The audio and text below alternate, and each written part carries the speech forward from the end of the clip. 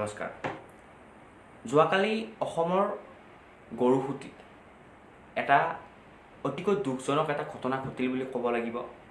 অসম আৰক্ষী আৰু উচ্ছেদকাৰীৰ মাজত, অৰ্থাৎ অসম আৰক্ষী আৰু সেইসকল বেদখলকাৰী বুলি মই ক'ব লাগিব, সেইসকলৰ মাজত এখন খণ্ডযুদ্ধ হয়, যিখন যুদ্ধত অসম আৰক্ষীৰ কেইবাজনো জোৱান গুৰুতৰভাৱে আঘাতপ্ৰাপ্ত হয় আৰু এতিয়ালৈকে মই যিখিনি খবৰ পাইছোঁ, এতিয়ালৈকে প্ৰায় 3জন তাৰে যি স্থানীয় লোক নিহত হয়। এতিয়া কথাটো হ'ল যে কংগ্ৰেছে বৰ্তমান বিষয়টোক লৈ এতিয়া ৰাজনীতি কৰিছে বা বিভিন্ন ধৰণৰ ৰাজনৈতিক দলসমূহে এইটো বিষয়ক লৈ এতিয়া ৰাজনীতি কৰিব আৰু আপোনালোকে লিখি ৰাখক অনাগত 1 মাহলৈকে এই বিষয়টোলৈকে অসমত এখন তয়াময়া ৰাজনীতি আৰম্ভ হ'ব। হিন্দু মুছলমানৰ ৰাজনীতি আৰম্ভ হ'ব। ভাৰতীয় জনতা পাৰ্টীয়ে এই বিষয়টোক লৈ চেষ্টা কৰিব কেনেকৈ, যিহেতু উপ নিৰ্বাচন আহি আছে, কেনেকৈ কেইটামান বেছিকৈ ভোট আদায় কৰিব পাৰি হিন্দু মানুহৰ ভোট, কংগ্ৰেছে চেষ্টা কৰিব কেনেকৈ কেইটামান মুছলমানৰ ভোট এই বিষয়টোৰ গইনাই দি ল'ব পাৰি। এতিয়া কথাটো হ'ল, ৰকিবুল হুছেইন ডাঙৰীয়াই এই বিষয়টোৰ ওপৰত আজি এটা মন্তব্য মই তেওঁৰ দেখিলোঁ। তেওঁ কৈছে যে যদিহে সেই ঠাইখিনিৰ মানুহখিনি যদিহে প্ৰকৃতাৰ্থত বিদেশী হয়, তেনেহ'লে চৰকাৰে সেইখিনি মানুহ চিনাক্ত কৰি পেলাই বাংলাদেশৰ লগত কথা পাতি বাংলাদেশলৈ পঠিয়াই দিয়াৰ ব্যৱস্থা কৰিব লাগে। ঠিক তেনেকৈ গৌৰৱ গগৈ ডাঙৰীয়াই এটা কথা কৈছে যে যদি সেই মানুহখিনি তাত প্ৰায় 50 বছৰৰ পৰা বাস কৰি আছে। মই এটা কথা ইয়াত স্পষ্টকৈ মই ক'ব বিচাৰিছোঁ, চাওক, আমি বিষয়বোৰ নিৰপেক্ষ হ'ব লাগে সদায়। বিষয়বোৰ আমি নিৰপেক্ষভাৱে যেতিয়া চিন্তা চৰ্চা কৰিব পাৰিম, তেতিয়াহে তাৰ সমাধানবোৰ ল'ব পাৰিম। যিকোনো আপুনি য'ত বৰ্তমান যিখিনি ভূমিত আপুনি বাস কৰি আছে, মই বৰ্তমান যিখিনি ভূমিত বাস কৰি আছোঁ, সেইখিনি ভূমিত যেতিয়াই চৰকাৰক প্ৰয়োজন হ'ব, আমি আমাৰ সেই ভূমিখিনি চৰকাৰক এৰি দিব লাগিব। এটা নীতি বহিৰ্ভূত এটা নিয়ম। আৰু সেই মানুহখিনিক চৰকাৰে বৰ্তমানলৈকে কোৱা নাই যে সেই মানুহখিনি বিদেশী বা সেই মানুহখিনি বাংলাদেশৰ পৰা আহি তাত আছে বুলি। বৰ্তমানৰ চৰকাৰে কোনো ধৰণৰ তেনেকুৱা ধৰণৰ কথা তাত কোৱা নাই, কিন্তু সেই মানুহখিনিয়ে সেই যিখিনি মাটিত বাস কৰি আছে, সেই মাটিখিনি তেওঁলোকে বেদখল কৰি আছে। বহিৰাগত আৰু বেদখলকাৰীৰ মাজত এটা পাৰ্থক্য আছে, যিটো আমি বুজিব লাগিব। সেই মানুহখিনিয়ে তাত বেদখল কৰি বহি আছে আৰু যিহেতু মাটিখিনি চৰকাৰী, গতিকে সেই চৰকাৰী মাটিখিনিত চৰকাৰে যেতিয়া ইচ্ছা কৰিব তাত কিবা আঁচনি আৰম্ভ কৰিবৰ কাৰণে, প্ৰকল্প আৰম্ভ কৰিলে চৰকাৰে কৰিব আৰু সেই মানুহখিনিক নটিচ দিব। গতিকে সেই মানুহখিনিয়ে নিজৰ ঠাইসমূহ এৰি দিব লাগিব। এতিয়া কথাটো হ'ল, যেতিয়া অসম চৰকাৰে তাত গ'ল, যেতিয়া অসম চৰকাৰৰ পুলিচ প্ৰশাসন তাত গ'ল, এটা দুই পক্ষৰ মাজত এটা খুব সুন্দৰ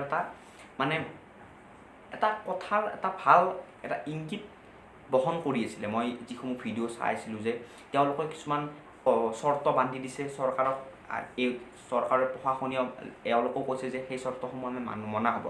কিন্তু মেইন যেতিয়া লাষ্টত সেই তাৰ যিখিনি মানুহ আছে সেই অঞ্চলটোৰ, তেওঁলোকে কৈছে যে যেতিয়ালৈকে চৰকাৰে আমাক কিবা এটা ব্যৱস্থা কৰি নিদিয়ে, এই ঠাইখিনি আপোনালোকে উচ্ছেদটো বন্ধ কৰক। কিন্তু প্ৰশাসনে চৰকাৰৰ যি আদেশ, সেই আদেশ মতে তেওঁলোকে কাম কৰিবলৈ গ'লে তেওঁলোকে সেই ঠাইখিনি উচ্ছেদ কৰিবই। গতিকে এতিয়া এই বিষয়টোক লৈ যিসকল মানুহে সেইসকল তাৰ যিসমূহ মিয়া লোক আছে, সেইসকলক লৈ যিসমূহে এতিয়া দৰত পৰিছে, মই তেওঁলোকক এটা কথা মই ক'ব বিচাৰিছোঁ। চাওক, যিসকল মুছলমান মানুহে আমাৰ দৰে অসমীয়া ভাষাত কথা কয়, যিসকল মুছলমান মানুহে এখন সুস্থ সামাজিক এটা পৰিৱেশত বাস কৰে, সেইসকল মুছলমান মানুহে যদিহে আজিৰ এই প্ৰেক্ষাপটত সেই গৰুসুতিৰ সেনেকুৱা একাংশ মিয়া মুছলমানৰ পক্ষপাতিত্ব কৰিবলৈ গৈ আজিৰ যদি চৰকাৰখনক বিৰোধিতা কৰে, মই কৈছোঁ ভৱিষ্যতৰ 50 বছৰ পিছত আপোনাৰ সন্তান, মোৰ সন্তানে ব্যৱসায় কৰিবৰ কাৰণে এটুকুৰা ঠাই নোহোৱা হ'ব। আপোনাৰ সন্তানে ঘৰ বান্ধি থাকিবৰ কাৰণে এটুকুৰা ঠাই নোহোৱা হ'ব। মোৰ সন্তানে ঘৰ বান্ধি থাকিবৰ কাৰণে এটুকুৰা ঠাই নোহোৱা হ'ব, যদিহে এইসকল লোকে যি ধৰণে আজি নামঘৰৰ মাটি বেদখল কৰি আহিছে, সত্ৰৰ মাটি বেদখল কৰি আহিছে, সকলো ধৰণৰ যদি মাটিসমূহ, চৰকাৰী মাটিসমূহ তেওঁলোকে বেদখল কৰি যায়, কিয়নো তেওঁলোকৰ যিটো জনসংখ্যা বৃদ্ধিৰ যিটো ছিষ্টেম, সেইটো আমাতকৈ যথেষ্ট বেছি হয়। তেওঁলোকৰ এজনীকৈ মহিলা তেওঁলোকৰ 6ৰ পৰা 7জনলৈকে ল'ৰা ছোৱালী তেওঁলোকৰ থাকে। গতিকে আপুনি ভাবক অসমখন বৰ্তমান কি পৰ্যায়ত গৈছে। আজি অসম, মই আগতেও ভিডিঅ'সমূহতো কওঁ, আজিৰ ভিডিঅ'সমূহত কওঁ, অসমখনৰ আজি যদি শিক্ষাৰ ফালৰ পৰা তলত থাকে, অসমখন আজি হত্যা অপৰাধৰ ফালৰ পৰা আজি 1 নম্বৰত থাকে, এইসমূহ কিয় হৈ আছে? এইসমূহ হৈ আছে কেৱল একমাত্ৰ এনেকুৱা একাংশ বেদখলকাৰী লোকৰ কাৰণে, যিসকল লোকক কিন্তু এতিয়া অসমৰ পৰা বেদখল কৰাৰ সময় আহি পৰিছে। আৰু আজি কংগ্ৰেছ চৰকাৰে বিদেশী বুলি ডাঙৰ ডাঙৰ ফুটনি মাৰি তেওঁলোকে কৈ লাভ নাই, কিয়নো চাওক আজি অসমৰ যিটো বাংলাদেশী সমস্যা, অসমৰ যিটো বহিৰাগতৰ সমস্যা, সেই সমস্যাটোৰ কিন্তু আৰম্ভণি ভোটৰ স্বাৰ্থত কংগ্ৰেছ চৰকাৰে কৰিছিলে। গতিকে কংগ্ৰেছ চৰকাৰে এই ক্ষেত্ৰত মই ভাবোঁ কথা কৈ বা ৰাজনীতি কৰি লাভ নাই। আৰু এজন প্ৰকৃত খিলঞ্জীয়া অসমীয়া হিচাপে, মুছলমানেই হওক বা হিন্দুৱেই হওক, এজন প্ৰকৃত খিলঞ্জীয়া অসমীয়া হিচাপে আপোনালোকে অসম চৰকাৰৰ এনেকুৱা কাৰ্যক কিন্তু সমৰ্থন কৰিলে অসমৰ ভৱিষ্যতটো মই ভাবোঁ ভাল হ'ব। আৰু চৰকাৰখনৰো কিছুমান মই ভাবোঁ ভুল আছে। এনেকুৱা ধৰণৰ কিছুমান সমস্যা চৰকাৰখনে খুব ততাতৈয়াকৈ সমাধান কৰিব লাগে, সমাধানৰ এটা পথ উলিয়াব লাগে। যেতিয়ালৈকে আপোনালোকে ৰাজনীতিৰ গইনাৰে সকলোবোৰ দৃষ্টি চাই থাকিব, নিৰীক্ষণ কৰিব, তেতিয়ালৈকে কিন্তু এনেকুৱা সমস্যাৰ সমাধান নহয়। যি নহওক, এনেকুৱা ঘটনা আৰু কেতিয়াও নহওক। এনেকৈ উচ্ছেদ অভিযানৰ সময়ছোৱাত এনেকৈ হিংসাত্মক যাতে পৰিৱেশৰ কেতিয়াও সৃষ্টি নহয়, তাৰ বাবে মই আশা কৰিম অসম চৰকাৰে এটা প্লেনিঙত যাওক, প্ৰশাসনীয় বিষয়াসকলে এটা প্লেনিঙত যাওক, থাৰ্ড পাৰ্টি কেনেবাকৈ তাত সোমাব পাৰে নেকি, সেই সকলোবোৰ বস্তু চাই চিতি তেওঁলোকে যাওক।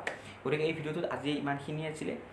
এটা জাষ্ট আপোনালোকক মই এনালাইজ কৰিবৰ কাৰণে কথাখিনি কৈছোঁ। আপোনালোকে যদি এজন প্ৰকৃত খিলঞ্জীয়া হয় তেনেহ'লে বিষয়খিনি আপোনালোকে এবাৰ ভালদৰে ভাবি চাব।